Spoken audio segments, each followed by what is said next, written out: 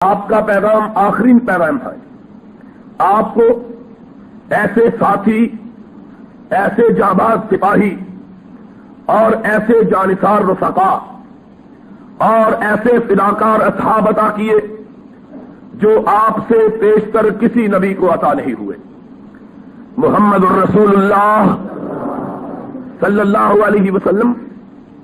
ساری کائنات میں جتنے پیغمبر تشریف لائے ہیں ان کی تعداد 1,44,000 یا اس سے کم و بیش ہے۔ ان میں سے سب سے اس لحاظ سے منفرد اور یگانہ حیثیت کے حامل ہے کہ آپ کو ایسے رفقائے کار ملے، ایسے شاگردان رشید ملے، ایسے تلامذہ کرام ملے، ایسے اصحاب اعظام ملے جو عیسیٰ علیہ الصلوۃ والسلام سے لے کر آدم علیہ الصلوۃ والسلام تک کسی نبی کو میسر نہیں آئے۔ حضرت محمد الرسول اللہ صلی اللہ علیہ وسلم نے اسی بنیاد پر یہ بات ارشاد کی، اور یاد رکھنے کی بات ہے اور نوٹ کرنے کی بات ہے، اور یہ بات شیعہ کی مشہور تفسیر کی کتاب تفسیر حسن عسکری میں موجود ہے، اور ابن بابویہ القمی نے بھی اسے اپنی کتابوں میں درج کیا ہے کہ رحمت کائنات صلی اللہ علیہ وسلم نے ارشاد فرمایا، لوگوں یاد رکھو جس طرح اللہ نے مجھے ساری کائنات کے نبیوں سے افضل بنایا ہے، اسی طرح میرے اصحاب کو سارے نبیوں کے صحابہ سے افضل بنایا ہے۔ جس طرح سارے نبیوں میں میرا مقام سب سے اونچا ہے، اسی طرح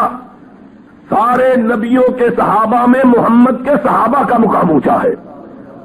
اور آپ نے اسی بنیاد پر یہ بات کہی کہ ابو بکر سید الاولین والآخرین غیر النبیین والمرسلین۔ سننے والوں سن لو، ابو بکر صرف میری امت ہی کا سردار نہیں ہے، بلکہ آدم علیہ الصلوۃ والسلام سے لے کر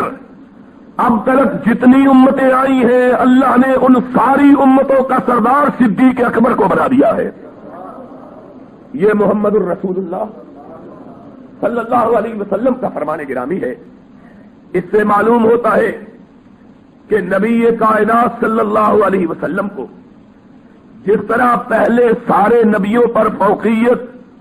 اور فضیلت حاصل ہے، اسی طرح آپ کے صحابہ کو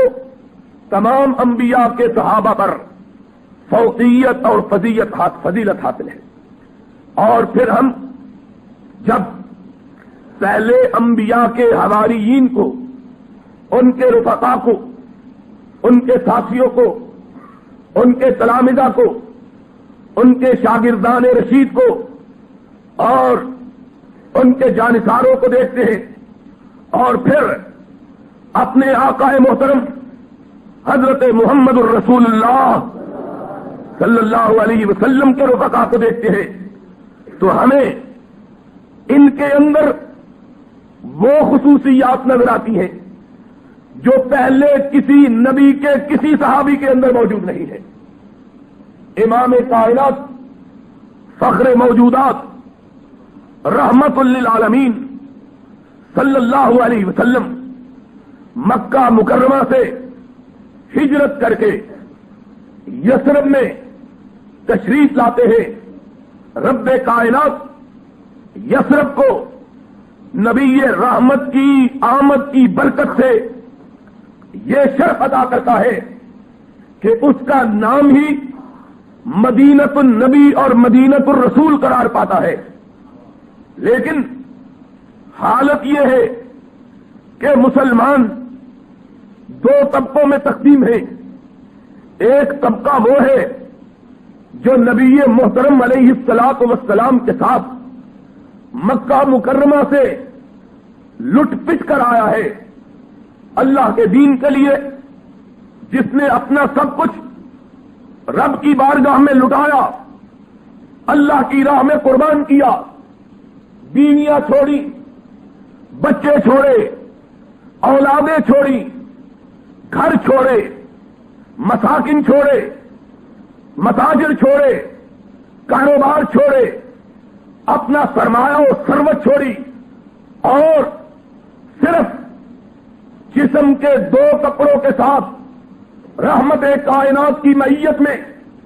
یا آپ کے حکم پر آپ سے پہلے یا آپ کے بعد، سب کچھ چھوڑ چھاڑ کر مدینہ طیبہ میں آ گئے۔ وہ لوگ، بعض ان میں سے ایسے بھی تھے جو اپنے جسم پر کپڑوں کا جوڑا بھی نہیں لے کے آئے تھے، بلکہ جب وہ مکہ مکرمہ سے رخصت ہونے لگے تو ان کے ماں باپ نے ان کے تن پر پہنائے گئے کپڑوں کو بھی اتار لیا، صرف اپنے شرمگاہوں کو ٹاٹوں کے ساتھ، بوریوں کے ساتھ ڈھانپ کر محمد الرسول اللہ کی بارگاہ میں پہنچے صلی اللہ علیہ وسلم۔ اور اس زمانے کا مدینہ بھی کوئی بڑا اور متمول شہر نہیں تھا، بلکہ اس زمانے کے لحاظ سے سب سے زیادہ تمنگر اور سب سے زیادہ مالدار اگر کوئی بستی جزیرہ عرب کے اندر موجود تھی تو مکہ مکرمہ کی تھی۔ باقی جزیرہ عرب کے سارے شہر غریب شہر تھے، اور یثرب بھی غریب شہر تھا، اس لیے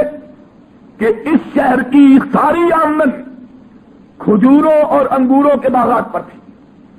لوگ زراعت پیشہ تھے، کاروبار نہیں جانتے تھے، اور کسی قسم کی صنعت و حرفت ان کے اندر موجود نہ تھی۔ زراعت بھی، اس کا مدار بھی اس بات پر تھا کہ اللہ کی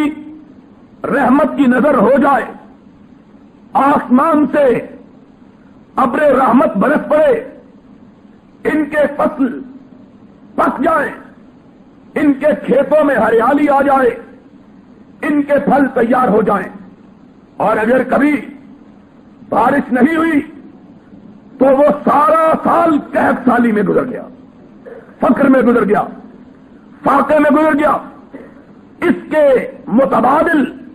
ان کے پاس کوئی ذریعہ آمدن موجود نہیں تھا۔ اس طرح کی غریب بستی میں جب مہاجروں کی آمد ہوئی تو حضرت محمد الرسول اللہ